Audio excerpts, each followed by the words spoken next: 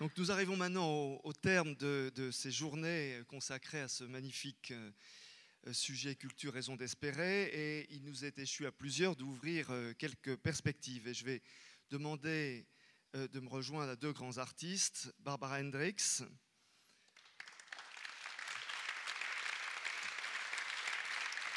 et Mircea Cantor. Alors Barbara, vous êtes une fidèle du forum, puisque l'an dernier vous ouvriez le forum. Cette année, c'est à vous qu'il appartient de le clôturer. Alors nous vous connaissons tous, nous savons tous l'immense interprète que vous êtes, mais vous êtes aussi un chef d'entreprise avisé. Vous avez quitté votre multinationale pour créer votre propre label musical Arteverum. Et vous avez mis votre talent au service des autres, tant comme ambassadrice à vie du Haut Commissariat aux réfugiés qu'en créant votre propre fondation pour la paix et la réconciliation. Mircea Cantor, à 35 ans, est celui qui a inauguré ce forum avec une performance en forme de Memento Mori. Et tu es né en Roumanie, dans cette Transylvanie qui est en bordure de la Hongrie, mais tu préfères dire que tu vis et travailles sur Terre, nous rappelant que l'art n'a pas de frontières. On l'a rappelé, tu as eu le prix Marcel Duchamp l'an dernier et tu es aujourd'hui l'objet d'une exposition à Paris au Centre Pompidou. Alors avant de vous céder la parole pour un bouquet pyrotechnique final, je voudrais résumer quelques-uns des thèmes qui ont résonné dans ce forum papal, mais aussi dans les groupes de travail qui l'ont précédé, ainsi que sur Internet. Et de cette richesse des échanges, je voudrais plutôt retirer finalement trois fils d'Ariane. Le premier qui s'est beaucoup illustré à travers notamment les interviews des uns et des autres, et ce qui a pu être dit ici, c'est que finalement la culture est en soi une forme d'espoir, car elle s'adresse à ce qu'il y a de meilleur dans les hommes, à leur humanité. Alors Elie Barnavi nous a fait un constat lucide et un peu désabusé en nous conseillant de prendre comme parti que l'homme est tantôt ange, tantôt bête, mais nous savons que depuis toujours, depuis les artistes de la grotte Chauvet, la culture est cette nécessité qui permet à chacun de se redresser et de s'accroître. Elle est cette part de liberté en nous que de Bamiyan à Tombouctou, les intolérances et les extrémismes cherchent à étouffer. Et je crois que nous avons été nombreux à être très sensibles aux témoignages qui sont venus notamment de la Tunisie, de ces femmes, c'est plutôt des femmes qui luttent à la fois pour leur liberté d'expression et puis pour les droits de l'homme, les droits de la femme. La culture, c'est aussi cet humanisme qui, dans les situations les plus intolérables comme les plus insignifiantes, nous raccroche à quelque chose qui nous dépasse et nous relie dans le partage ou la transmission. Et c'est bien pour cela qu'elle est cet étendard que nous brandissons ici au Forum, pour rappeler que la culture est l'horizon dont a besoin l'Europe. Et elle doit être ce levain qui fédère les valeurs des pays de ce continent qui ne peuvent se ramener au poids économique de leurs marchés respectifs. Et si chacun ici a redit l'importance cardinale de la diversité culturelle, c'est aussi pour s'en inquiéter et pour rappeler qu'elle reste aussi un combat. En particulier, c'est vers l'Europe que chacun se tourne aujourd'hui pour que, face à un tout marché, l'Union européenne rééquilibre son approche en prenant en compte la singularité des œuvres de l'esprit. La ministre française, Aurélie Filippetti, a souhaité un rebond européen et le Forum, de son côté, s'appuyant sur le prochain anniversaire du traité d'amitié franco-allemand, a redit que l'Europe doit retrouver l'esprit de ses pères fondateurs et replacer la culture au projet commun.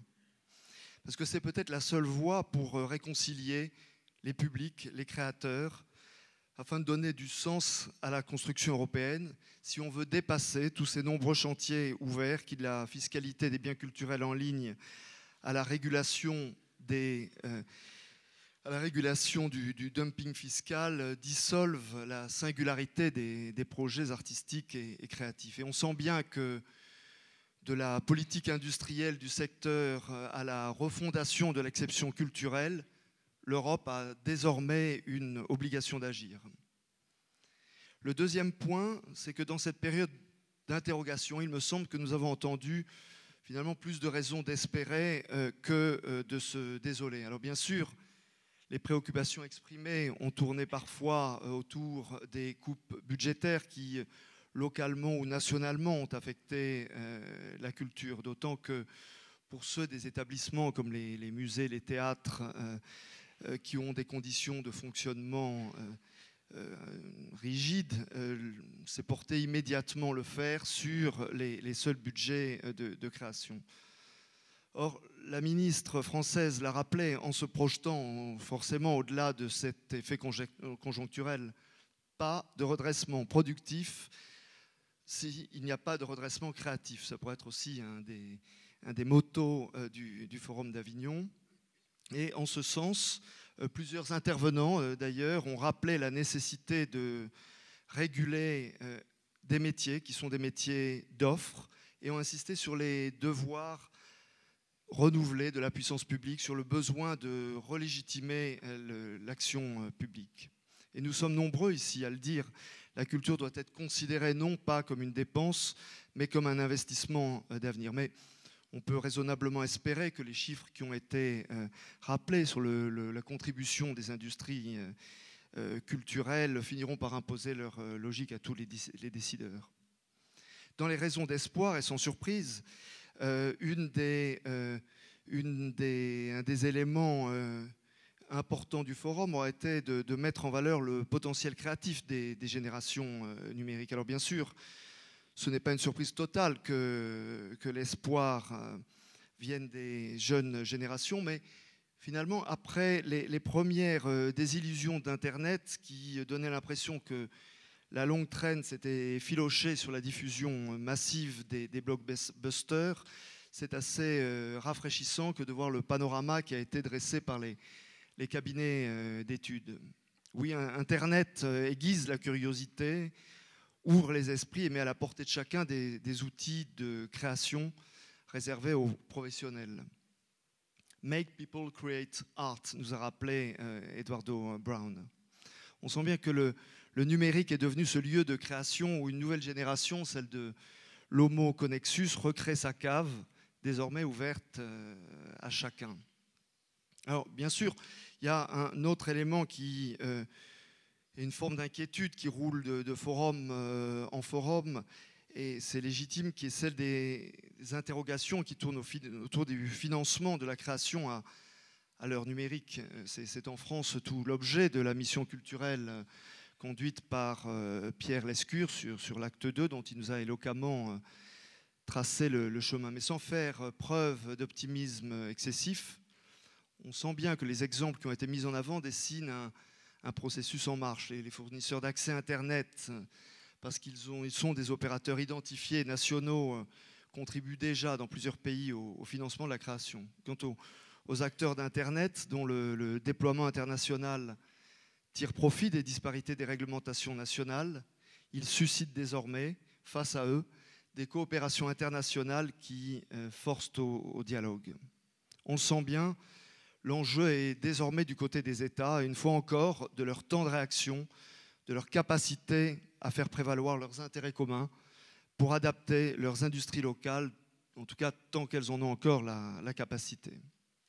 Le dernier point, c'est une forme de vigilance qui a été appelée par les uns et les autres. Il nous faut continuer, on le sent bien, à encourager créateurs et artistes. Alors, bien sûr, Internet, par les courts-circuits qu'il organise, est un formidable levier d'innovation, le canal d'une créativité renouvelée dans l'économie.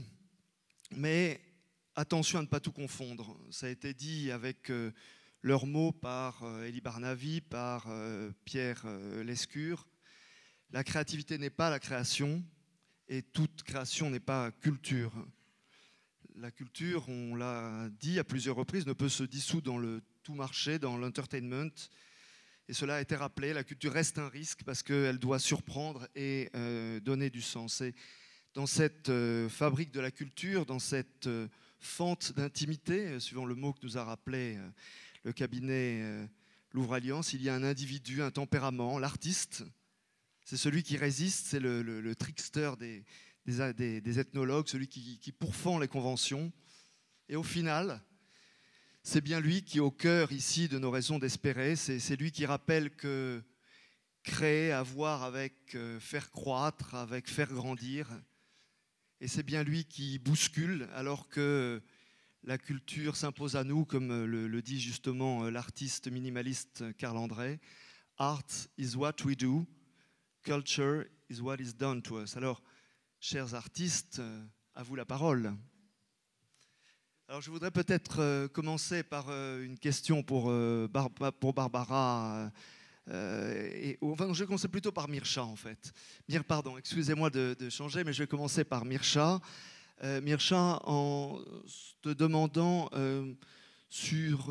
après ces 2 journées de débat, je t'ai vu très assidu ici. Est-ce que il y a des formes d'espoir autour de la culture pour toi? Comment est-ce que tu réagis à ces débats? Bonjour à tous, ça marche? Oui. Déjà, je voudrais commencer par un film parce que je suis artiste plasticien visuel et ma parole c'est dans l'image et je voudrais déjà que le public ici puisse faire connaissance avec un film qui est une sorte de manifeste, disons comme conclusion à ce forum de mon côté.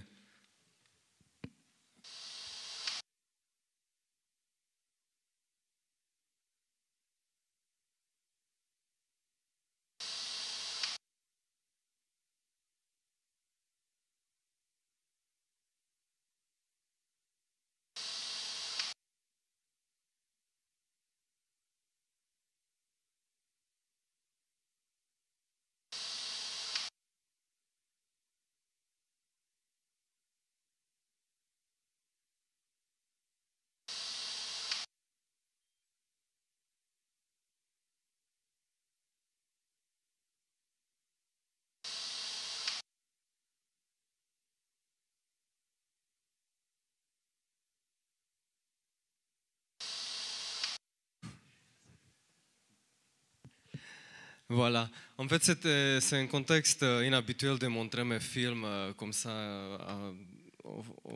à l'extérieur du contexte expositionnel, musée, galerie, etc.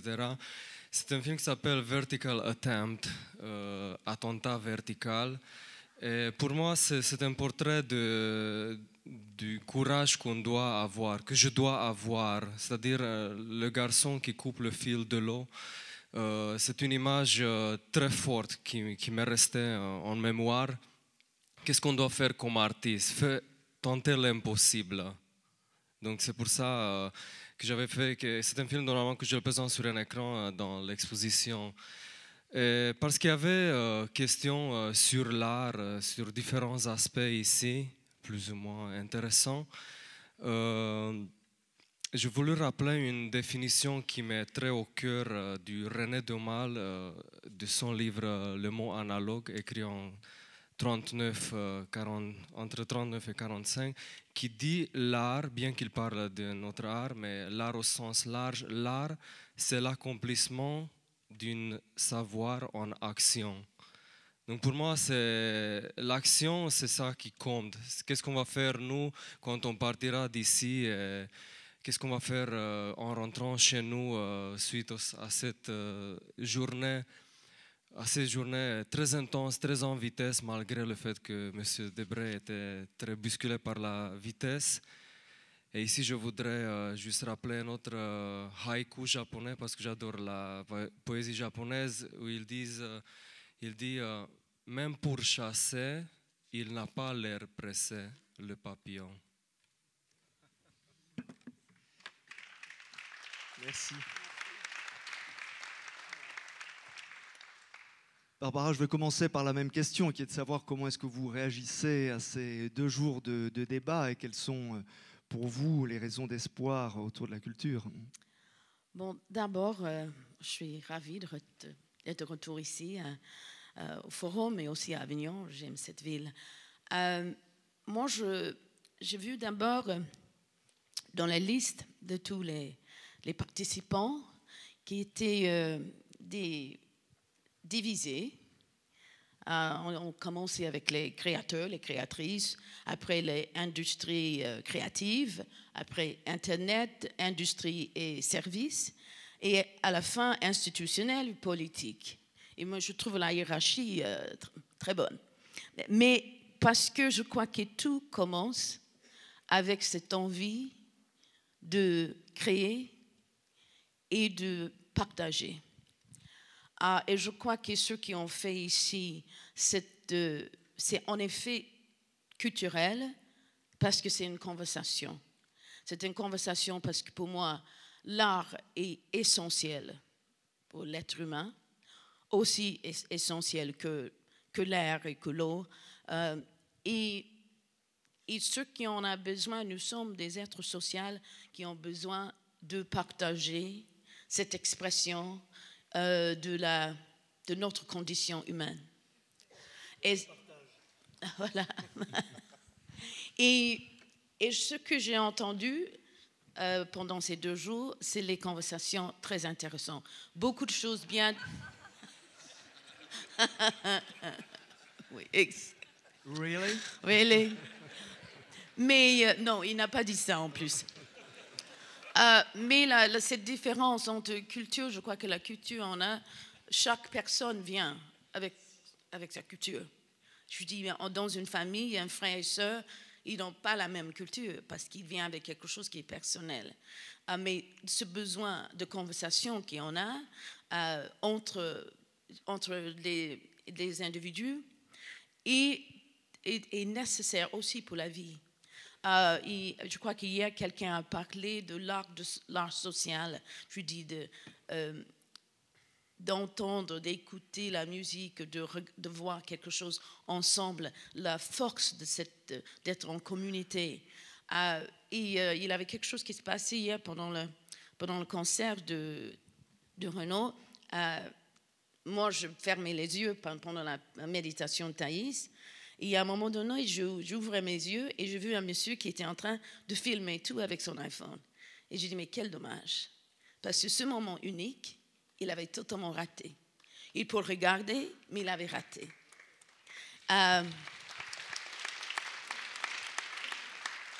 Et je crois qu'en parlant de ces catégories, nous sommes ici ensemble, je crois, parce que nous sommes des partenaires.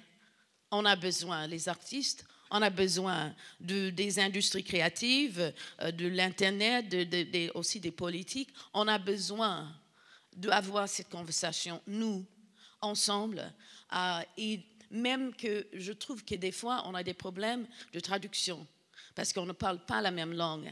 Les artistes, les gens des maisons de disques, on ne parle toujours pas la même langue, les politiques.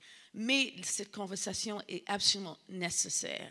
C'est absolument nécessaire parce que sans ce qu'on appelle la culture et que nous, on appelle l'art, il n'a pas de vie. Mais j'ai beaucoup de raisons d'espérer. Beaucoup de raisons d'espérer parce que, d'abord parce que depuis un mois, je suis devenue grand-mère pour la première fois. Il est magnifique. Et pour lui, voilà, je ne peux pas décider de ne pas espérer. Je dois continuer d'espérer. Mais bon, je suis quelqu'un de très positif. Mais aussi parce que moi, je crois que cette envie, ce besoin de créer, ça sera la dernière chose qui sera laissée quand la dernière personne expire. J'ai lu quelque part, il y a quelques jours, que pendant les 4 minutes avant la mort, que les 4 minutes, on n'a pas besoin d'oxygène. Et moi, j'ai l'espoir parce que je crois que quand la dernière personne est sur Terre, et pendant ces 4 minutes, que la dernière chose que la dernière personne va faire, c'est de expirer. Et ça, c'est de chercher, de partager ce moment avec quelque chose qui est là. Et pour cette raison, j'ai de l'espoir. Merci bien.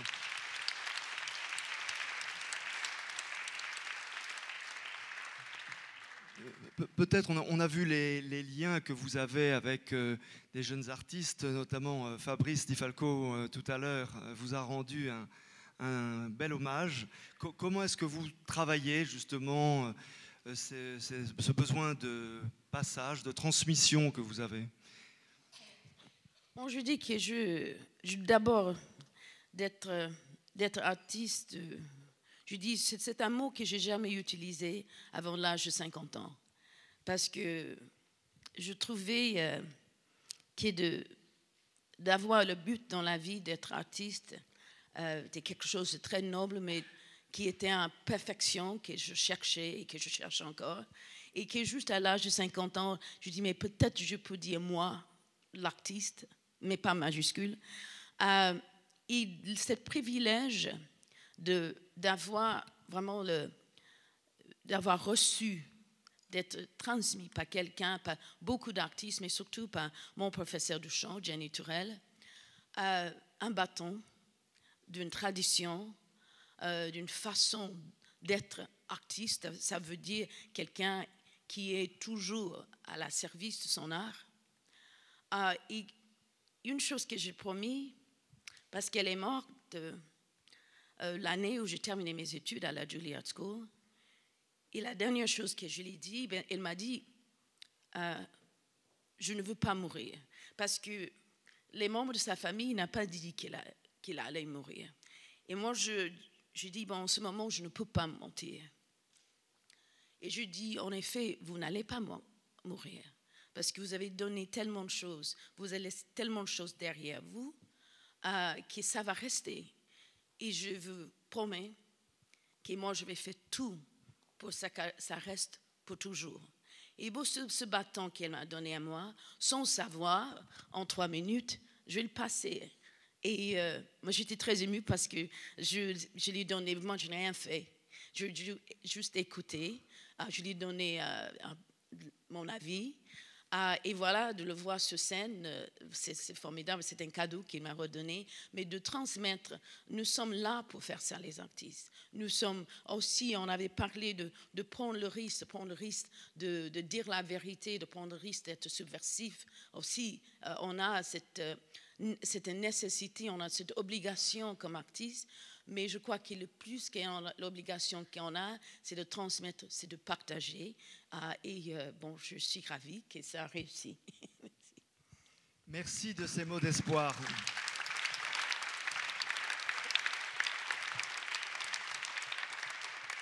Mais pendant que vous êtes croqués de manière impertinente par les dessinateurs, je vais en profiter à ce moment-là pour terminer cette session en vous remerciant chacun, en remerciant aussi tous les participants à cette session. Donc je voudrais entamer finalement une sorte de générique de fin en remerciant la ville d'Avignon, remerciant évidemment la collection Lambert qui nous a accueillis en arrivant, la Chambre de commerce et d'industrie et son école hôtelière, l'Université d'Avignon et particulièrement Emmanuel Etis. Et au-delà de l'Université d'Avignon, et vous l'avez noté, il y avait cette année beaucoup, c'est déjà le cas de l'an dernier, mais encore plus beaucoup d'étudiants cette année qui sont venus en nombre, à la fois de l'école des hautes études en sciences sociales, de l'école de journalisme et de communication de Marseille, de l'IX, de l'ESA d'Avignon, de l'ESSEC, d'INSEAD, mais aussi de Chaos Pilots, de l'Université de Bologne. Le forum, vous le savez, doit beaucoup à ses partenaires, et je voudrais, même si c'est quelque chose qui est important pour nous, les remercier chacun, un à un, ces partenaires fidèles qui nous permettent vraiment de bâtir sur la durée le forum, les fondateurs qui ont été Vivendi et Bertelsmann, la SNCF, et on a bien vu à quel point le TGV est un élément constitutif du forum et de son avenir, Google, Orange, le CNC, la fondation BNP Paribas, la Caisse des dépôts, Neuflis-Aubessé, Ringier, Arcurial, Sassem, l'INA, Bayard et le Figaro. Nous avons accueilli aussi cette année de nouveaux partenaires, le Centre national du livre avec Jean-François Colosimo, la Fondation Culture et Diversité ainsi que le groupe Amaury. Enfin, vous avez lu leurs études, des cabinets fidèles nous appuient pendant l'histoire du forum, Ernst & Young, Kurt Salmon, l'atelier BNP Paribas, Bain & Company et cette année l'entrée remarquée de Louvre Alliance. Voilà, j'en profite aussi pour remercier mes confrères du conseil d'administration ainsi que le conseil d'orientation et son président Christian de Boissieu ainsi que tous les participants. Mais surtout, ce forum ne pourrait pas se terminer sans un hommage appuyé à Laure Kaltenbach, la directrice générale du forum.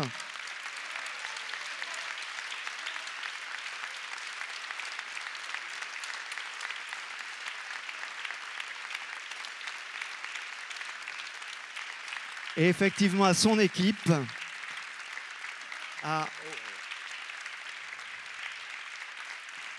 notamment Olivier Leguet, qui a supervisé les études et l'éditorial, Rebecca Amsalem. Bravo à tous.